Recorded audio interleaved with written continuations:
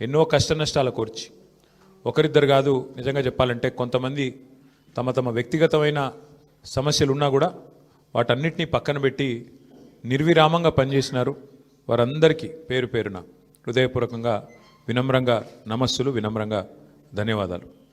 దాదాపు ప్రతి బూత్లో 407 బూత్లు ఉంటే ప్రతి బూత్లో మా జూబ్లీహిల్స్ స్థానిక నాయకత్వం చాలా అద్భుతంగా కష్టపడ్డారు. వారికి కూడా హృదయపూర్వకంగా నా ధన్యవాదాలు, హృదయపూర్వకంగా వారికి కూడా నమస్కారాలు. శ్రీమతి మాగంటి సునీత గోపీనాథ్ గారు అభ్యర్థి కొత్తదైనప్పటికీ, వారికి ఇదివరకు రాజకీయ అనుభవం లేకపోయినప్పటికీ వారు కూడా నిజంగా చాలా కష్టపడ్డారు. చాలా పెద్ద ఎత్తున వారు కూడా మరి పోరాటం కూడా చేసినారు. చివరి రోజు మరి ఏ రకంగా వారు పోరాడినారో మీరు అందరూ కూడా చూశారు. వారికి కూడా నా అభినందనలు. ఎందుకంటే కొత్త అభ్యర్థి అయినప్పటికీ, ఎక్కడా కూడా ప్రత్యర్థి ముఖ్యంగా అధికార పార్టీ అయినప్పటికీ, అధికార యంత్రాంగం మొత్తం ఉన్నప్పటికీ వారు కూడా మొక్కవోని ధైర్యంతో కొట్లాడినారు.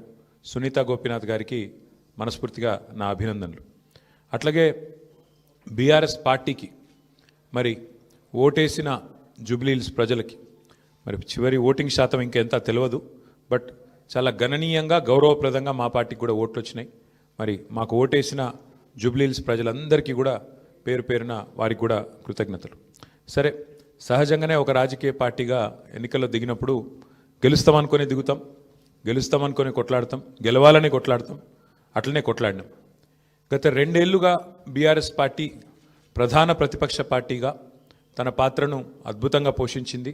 ప్రజా సమస్యలను మరి కేంద్రంగా చేసుకొని ప్రజల వాదనను, ప్రజల వేదనను ఇవాళ ప్రభుత్వం ముందు పెట్టడంలో, అది శాసనసభలో అయితేనేమి, ప్రజాక్షేత్రంలో అయితేనేమి, సోషల్ మీడియాలో అయితేనేమి చాలా బలంగా బీఆర్ఎస్ పనిచేస్తున్నది. మా పని ఇట్లాగే భవిష్యత్తులో కూడా కొనసాగుతూనే ఉంటుంది. ఎందుకంటే ఈ ఉప ఎన్నికల్లో కూడా మేము నిజాయితీగా కొట్లాడినాం. ప్రజా సమస్యల్ని కేంద్ర బిందువుగా చేసుకొని, ప్రజలనే ఎజెండాగా చేసుకొని ఎన్నికల్లో డెఫినెట్గా చిత్తశుద్ధితో నిజాయితీగా మేము కొట్లాడినాం.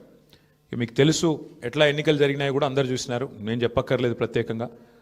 మరి మొత్తం ఎన్నిక ప్రచారం ముగిసేదాకా ఎట్లా జరిగింది, ప్రతి సర్వేలో కూడా బీఆర్ఎస్ గెలుస్తుందని ఎట్లా చెప్పింది, ఆ తర్వాత ఆఖరి 3 రోజులు ఏం జరిగింది, ఇదంతా ప్రజలు చూసినారు. నేను అందులోకి పోను, అవి చెప్పను. కానీ ఒకటి మాత్రం వాస్తవం, ఈ ఎన్నిక డెఫినెట్గా మరి మాకు కొత్త ఉత్సాహాన్ని ఇచ్చింది, కొత్త బలాన్ని ఇచ్చింది. ఎందుకంటే మరి స్పష్టంగా ప్రజలు ఒక తీర్పు ఇచ్చారు. ఈ రాష్ట్రంలో ప్రత్యామ్నాయం కేవలం బీఆర్ఎస్ మాత్రమే. ఇంకా అది అందులో అనుమానమే లేకుండా ఖచ్చితంగా ఈ ప్రభుత్వం ఏదైతే పనిచేస్తుందో వారికి ప్రత్యామ్నాయంగా పోరాడుతున్న ఒకే ఒక్క పార్టీ బీఆర్ఎస్ అనే మాట స్పష్టంగా ప్రజలు చెప్పారు. డెఫినెట్గా దాన్ని కూడా మేము మాకు ఒక సానుకూల అంశంగానే తీసుకుంటా ఉన్నాం. సరే, ఇక ఈ ఎన్నికల్లో ఏ రకంగా అధికార యంత్రాంగం మోహరించింది, ఏ రకంగా వారు పనిచేశారు, ఇవన్నీ కూడా మీ కళ్ళ ముందున్నాయి. నేను వాటి విషయంలోకి ఎక్కువగా పోను. 2014 నుంచి 2023 మధ్యన కూడా చాలా ఉప ఎన్నికలు మన రాష్ట్రంలో జరిగినాయి. దాదాపు 7 ఉప ఎన్నికలు జరిగినాయి. ఈ 7 ఉప ఎన్నికలు పాలేరు కానీ, నారాయణ ఖేడ్ కానీ, హుజూర్ నగర్ కానీ, దుబ్బాక కానీ, నాగార్జున సాగర్ కానీ, హుజూరాబాద్ కానీ, మునుగోడు కానీ, ఈ అన్ని ఉప ఎన్నికల్లో మీరు ఆ రోజు కనుక గమనించినట్టయితే అప్పటి ప్రతిపక్ష పార్టీ కాంగ్రెస్ పార్టీ, ప్రధాన ప్రతిపక్ష పార్టీ, ఒక్క ఉప ఎన్నికల్లో కూడా గెలవలేదు. 7 ఉప ఎన్నికల్లో మేము దాదాపు అన్ని గెలిచాం. దాదాపు 5 గెలిచాం, ఒక 2 ఓడిపోయాం. అంతే తప్ప మరి ప్రతిపక్షంలో ఉన్న కాంగ్రెస్ పార్టీ ఆనాడు ఒక్క ఉప ఎన్నికల్లో గెలవకపోయినా చివరికి మళ్ళీ 2023 సార్వత్రిక ఎన్నికల్లో వారు విజయం సాధించారు, గవర్నమెంట్ కూడా ఫామ్ చేశారు. అట్లాగే మధ్యలో జిహెచ్ఎంసీ ఎన్నికలు వస్తే కూడా, గ్రేటర్ హైదరాబాద్ కార్పొరేషన్ ఎన్నికల్లో కూడా మరి ప్రతిపక్షంలో ఉన్న కాంగ్రెస్ పార్టీకి ఆనాడు కేవలం 1-2 కార్పొరేటర్ సీట్లు వచ్చిన విషయం కూడా ఒక్కసారి గమనంలోకి తీసుకోవాలని చెప్పి కూడా నేను కోరుతా ఉన్నా. అట్లాగే ఈ ఎన్నికల్లో ముఖ్యంగా ప్రజల తరపున వాదన బలంగా వినిపించగలిగాం. ఎన్నికల ఎజెండాను ఖచ్చితంగా నిర్దిష్టంగా బలంగా ప్రతిపక్షంగా మేమే సెట్ చేయగలిగాం. ప్రజా సమస్యలను ప్రధానంగా 6 గ్యారంటీల అమలులో ప్రభుత్వ వైఫల్యాన్ని బలంగా ప్రజల్లోకి తీసుకొని పోయాం. 6 గ్యారంటీల విషయంలో ప్రభుత్వం చేసిన మోసాన్ని తీసుకొని పోయాం. హామీల ఎగవేతను బాకీ కార్డుల రూపంలో ప్రధాన చర్చగా చేయగలిగాము. ఇది బీఆర్ఎస్ సాధించిన విజయంగా మేము భావిస్తూ ఉన్నాం. అట్లాగే మేము అనవసరపు అంశాల జోలికి పోలేదు. కులము, మతము వీటి పేరు మీద డైవర్షన్ రాజకీయాలు చేయలేదు. బూతులు అస్సలు మాట్లాడలేదు.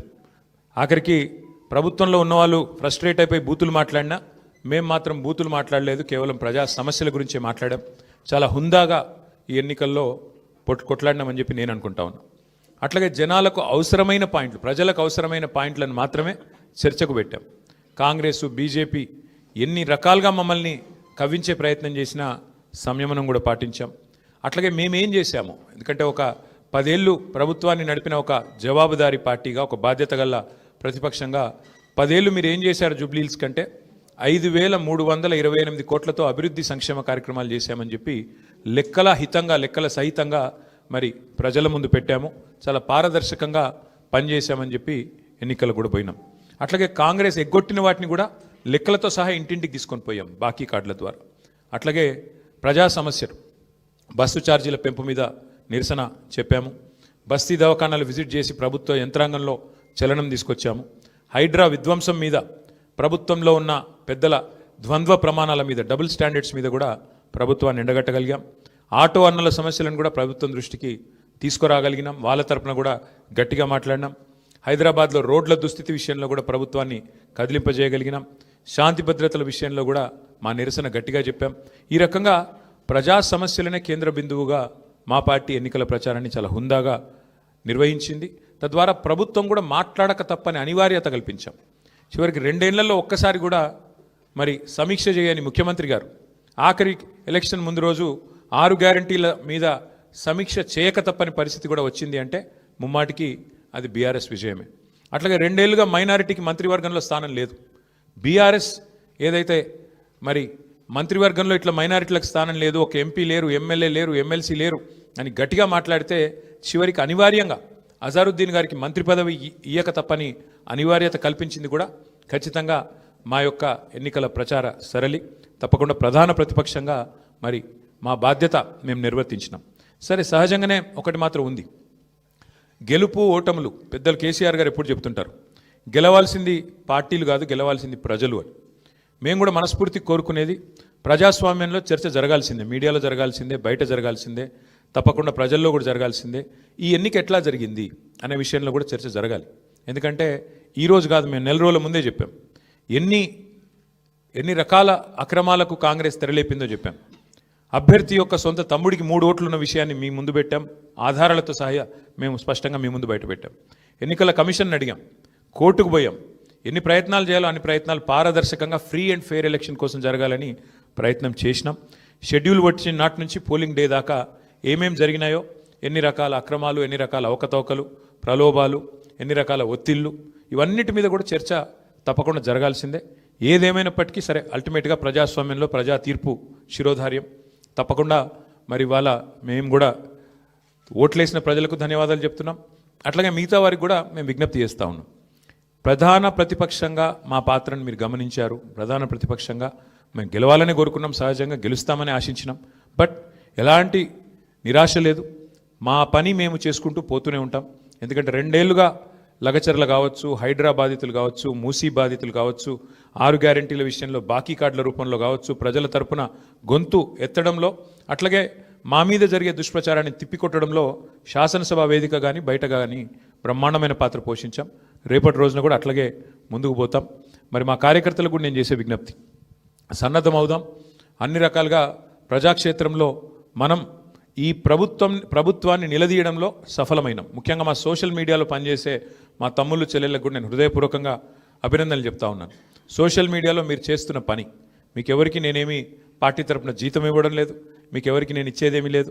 అయినప్పటికీ వాలంటరీగా పార్టీ మీద ఉన్న ప్రేమతో, నాయకుడు కేసీఆర్ గారి మీద ఉన్న అభిమానంతో మీరు చేస్తున్న కృషి, మీరు చేస్తున్న పని ఏదైతే ఉన్నదో మనస్ఫూర్తిగా నేను మీకు కూడా ధన్యవాదాలు తెలియజేస్తా ఉన్నా. అట్లాగే మా పార్టీ కార్యకర్తలకు, మరి మా గులాబీ కుటుంబ సభ్యులందరికీ నేను చేసే ప్రార్థన, దీంతో మనం నిరాశపడవలసిన అవసరం లేదు, బాధపడవలసిన అవసరం లేదు. తప్పకుండా ముందుకు పోదాం. అట్లా అనుకుంటే ఇవాళ జాతీయ స్థాయిలో కూడా మీరు చూసినట్టయితే మరి కాంగ్రెస్ పార్టీ బీహార్లో తన ఉనికిని కోల్పోయే పరిస్థితి ఉన్నది. కాబట్టి ఇవన్నీ సహజం, గెలుపులు ఓటములు సహజం. దీన్ని ఏదో పెద్ద సెట్ బ్యాక్ లాగా చూసుకోవాల్సిన అవసరం లేదు. తప్పకుండా మరింత బలంగా వద్దాం, ముందుకొద్దాం. ఒక రబ్బర్ బంతిని గోడకేసి కొడితే ఎట్లయితే తిరిగి బలంగా వెనకకు వస్తుందో అట్లా మనం కూడా తప్పకుండా తిరిగి వెనక్కొద్దాం. పెద్దలు కేసీఆర్ గారు తిరిగి రాష్ట్రానికి ముఖ్యమంత్రిగా మళ్ళీ బాధ్యతలు చేపట్టేదాకా ఎవరి శక్తి మేరకు వారు శక్తి వంచన లేకుండా కష్టపడదామని చెప్పి మా నాయకులు కార్యకర్తలకు మరొకసారి ధన్యవాదాలు తెలియజేస్తూ కష్టించి పనిచేసిన మా నాయకత్వం మొత్తం కూడా ఇక్కడ ఉంది. ఒక ఇద్దరు గురించి నేను ప్రత్యేకంగా చెప్పాలి. హరీష్ రావు గారు మధ్యలో పాపం వారి తండ్రి అనుకోకుండా అకాల మరణం జరిగింది. అయినప్పటికీ ఆయన ఇవాళ కూడా పూజలో ఉన్నారు. ఈ నిమిషానికి కూడా పాపం వారి తండ్రి గారికి సంబంధించిన స్వర్గపాత్రకు సంబంధించిన పూజలో ఉన్నారు. అయినప్పటికీ ఇంట్లో ఉండి కూడా ఆయన కూడా చాలా కష్టపడ్డారు. వారితో పాటు ఇంకా చాలామంది, మా రవీంద్రరావు గారు మా ఎమ్మెల్సీ, వారి సొంత అన్నగారు చనిపోయినారు. అన్నగారు చనిపోతే కూడా ఉదయం పోయి సాయంత్రం వచ్చినారు. అంటే అంత కమిట్మెంట్తో మా నాయకత్వం పనిచేసింది. అట్లా ఇంకెంతోమంది ఉన్నారు. నేను ఒకరిద్దరు పేర్లు చెప్తున్నాను, ఏమనుకోవద్దు. ఎంతోమంది నాకు తెలిసిన 2 ఎగ్జాంపుల్ చెప్పినాను. ఇంకెంతోమంది తమ తమ కుటుంబాలను వదిలేసి దీపావళి కూడా పోకుండా మా నాయకులు హైదరాబాద్లోనే ఇక్కడే ఉండి దీపావళి పండుగ కూడా పోకుండా కుటుంబంతో ఉండకుండా జూబ్లీహిల్స్ నియోజకవర్గంలోనే మకాం వేసి పనిచేసినారు. వాళ్ళందరికీ కూడా నేను శిరస్సు వంచి ధన్యవాదాలు తెలియజేస్తా ఉన్నా. సరే, దీన్ని ఒక చిన్న సెట్ బ్యాక్గా చూస్తాం తప్ప ఇంకోటి కానీ కాదని మళ్ళొకసారి తెలియజేస్తూ, పత్రికా మిత్రులు కూడా అందరు సహకరించారు, మా ఇంటర్వ్యూలు తీసుకున్నారు, ప్రజల వాణిని కూడా వినిపించారు. మీకు కూడా ప్రత్యేకంగా మీడియా కూడా ధన్యవాదాలు తెలియజేస్తూ మీ అందరికీ నమస్కారం. Thank you.